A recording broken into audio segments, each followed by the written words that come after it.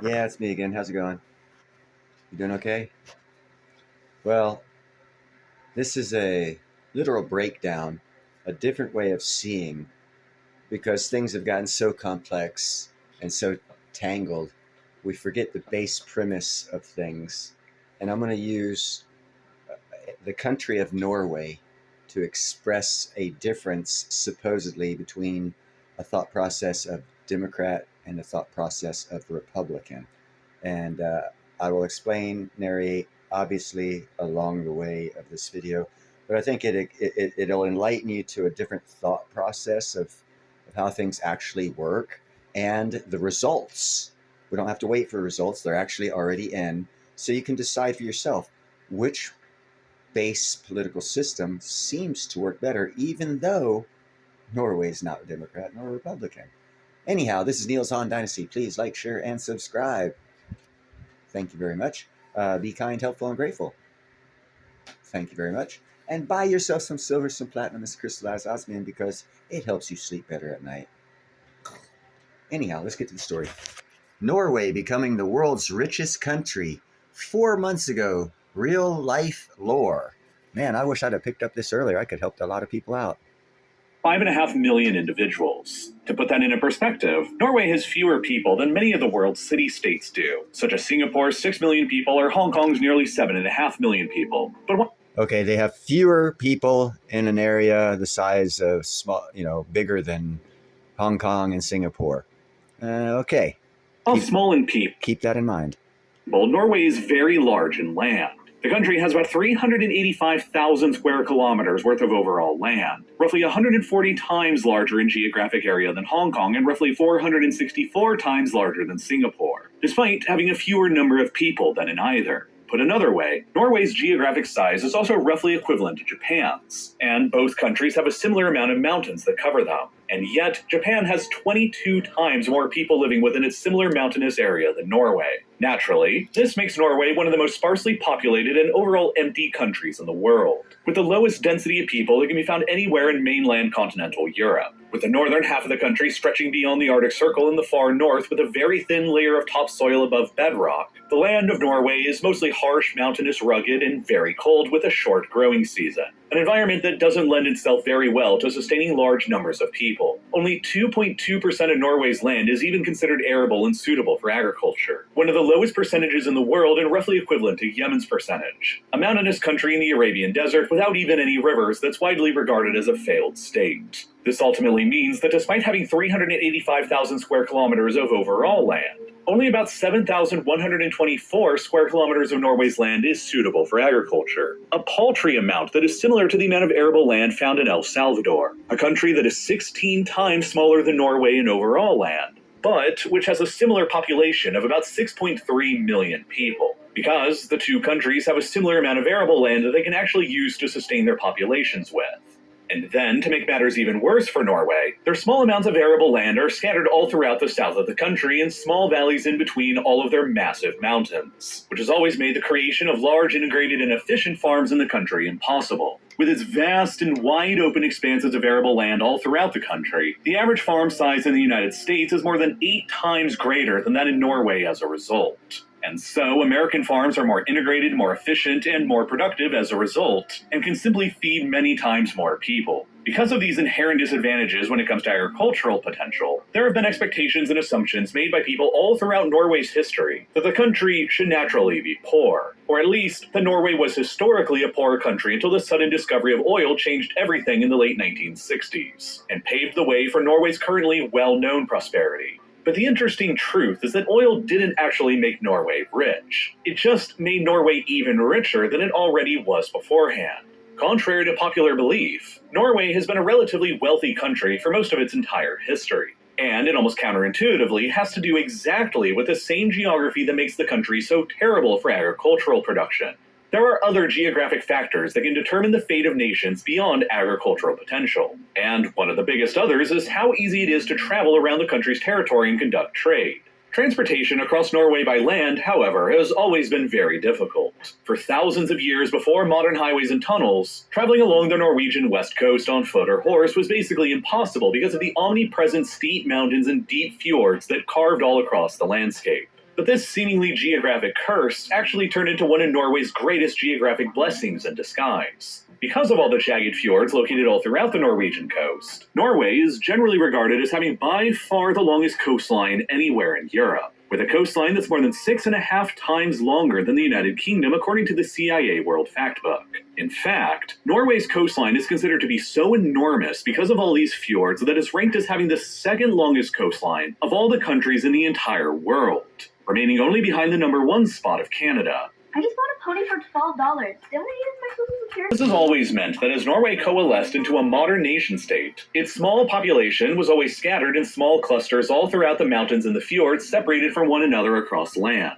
Not too unlike other mountainous societies like Afghanistan or Persia. But unlike those societies deep within the interior of Eurasia, the small scattered population clusters across Norway all had easy and immediate access to the global ocean because of all of the fjords that cut deep into Norway's interior. This geography encouraged a maritime culture to develop within Norway from very early on, and the fjords granted the Norwegians the ability to rapidly travel between each other's settlements by sea. Moreover, the fjords enabled easy access for traders to penetrate deep into the country's interior and get close to one of Norway's greatest natural assets, its huge forests and lumber resources. Norway has never had the largest forest in Europe. It's beaten out by many other countries with larger ones like Russia, Finland, Sweden, and even France. But for centuries, all throughout the age of sail, before the development of railroads unlocked Russia's lumber potential, Norway's lumber industry was the biggest in Europe because of how much more relatively easier it was to access their forests in the interior, through the fjords, and export it to markets. Norway's lumber could be felled within the interior, then cheaply and efficiently dumped into rivers and floated downstream toward the settlements and sawmills along the fjords, where sawmills powered by those same downhill rivers and their waterfalls would refine the lumber, and the lumber could then be cheaply exported out through the fjords and onto the global market.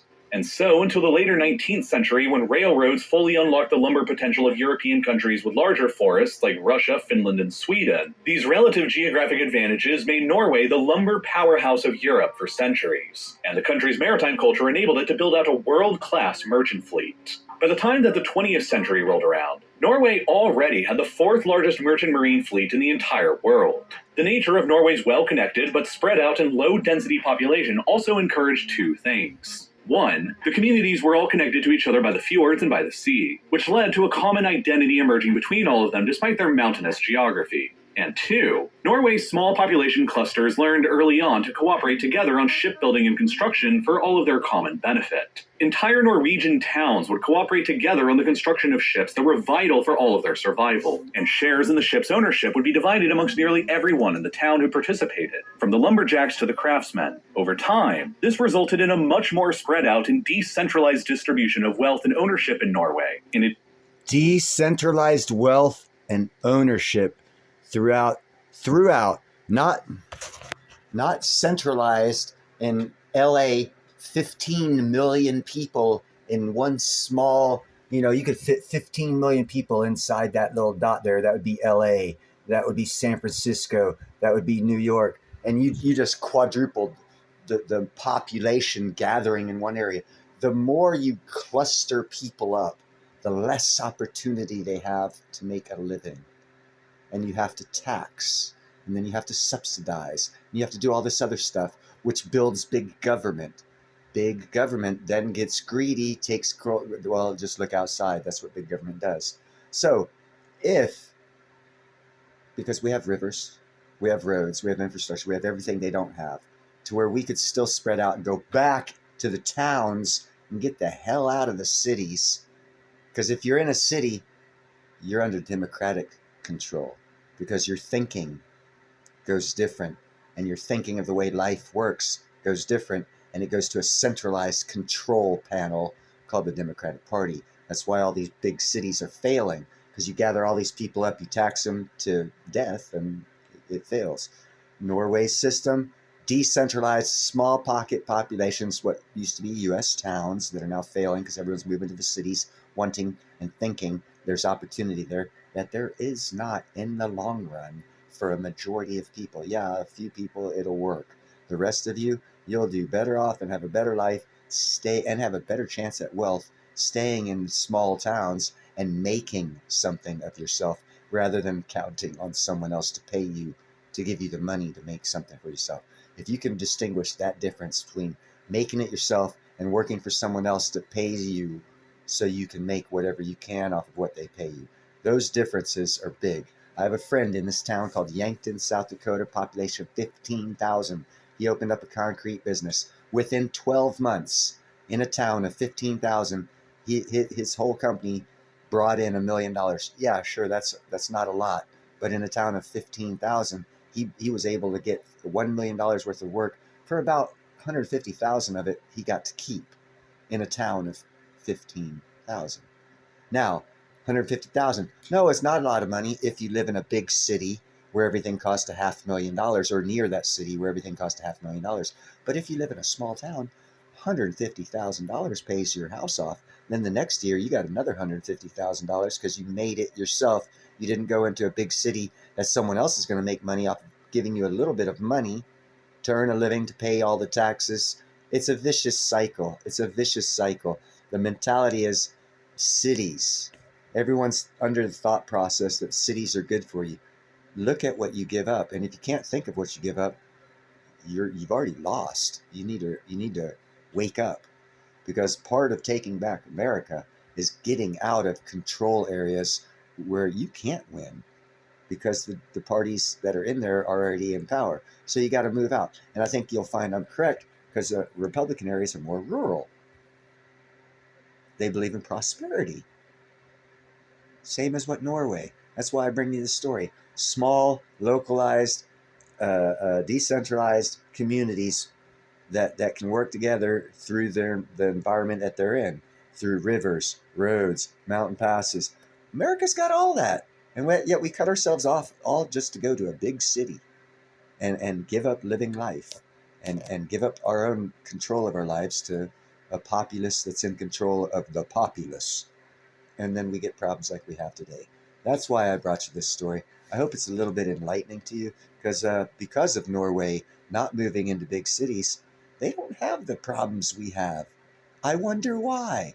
Is it because everyone moves into a big city and problems are caused, and then politicians come in to fix the problem, costing more money and causing more problems, where this society right here has been doing it for 1,000 years this way? One of the richest countries in the world. Huh.